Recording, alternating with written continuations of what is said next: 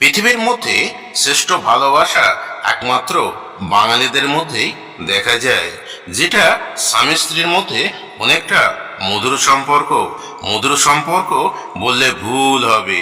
সেটা চিনি, মিষ্টি, বাতাসা কিংবা মধুর সঙ্গে মিষ্টতা প্রমাণ করা যায় না। এদের থেকেও আরো বেশি মিষ্টি সম্পর্ক দেখা যায়। কিন্তু স্বামী যখন সকাল থেকে সন্ধে পর্যন্ত বাইরের কাজে ব্যস্ত থাকে, তখন তার বন্ধুদের মধ্যে বা অফিস স্টাফের মধ্যে নিজেদের স্ত্রীর গুণগান করতে থাকে। শুধু ভেবাচেকা থেকে যায় তাদের মধ্যে একজন। সেভাবে এরা কতই সুখী। কিন্তু সে সারা জীবনটাই খেটে গেল সুখের পাখি, পোষ মানল না।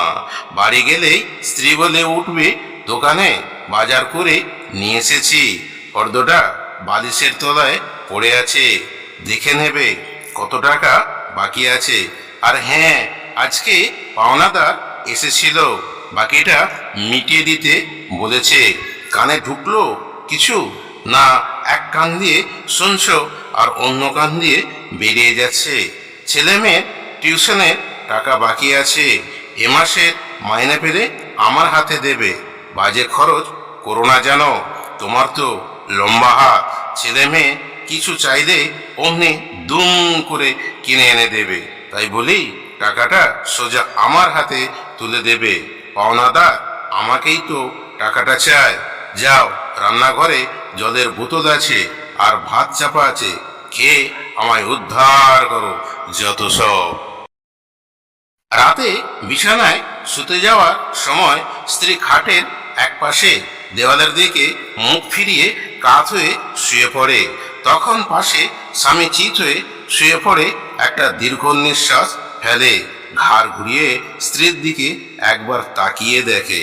স্ত্রীর দিকে কাত হয়ে তার হাতের দিকে হাত বাড়ায়, সাহস পায় না একবার ছোঁয়ার, কারণ এখনই খ্যাঁক খ্যাঁক করবে।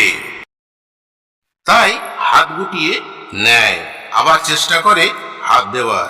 একবার আলতো করে হাত রাখলো হাতের উপর, অমনি সোজা হয়েই স্ত্রী স্বামীর উপর রেগেই গেল।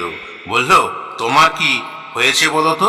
দেখছো সারাদিন সংসারে খাটাখাটনি, ছেলে মেয়েদের নিয়ে ব্যস্ততা সত্ত্বেও আমাকে একটু শান্তিতে ঘুমোতে দিবে না নাকি?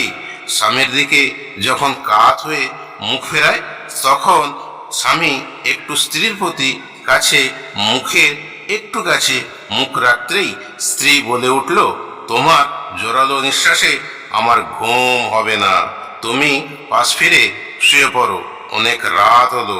তোমার আর কি সকালে উঠে তো আমাকে ঘর ঝাড় দেওয়া আর বাসন মাজা করতে হয়, তুমি তো করবে না, তাই শান্তিতে ঘুমোতে দাও। এ তো গেল রোজগারের দিন।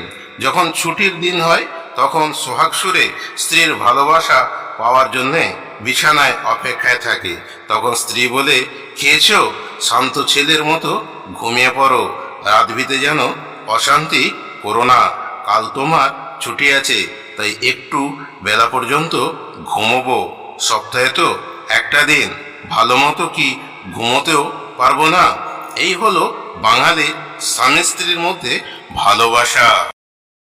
ভালোবাসা শুনতে খুব ভালো লাগে।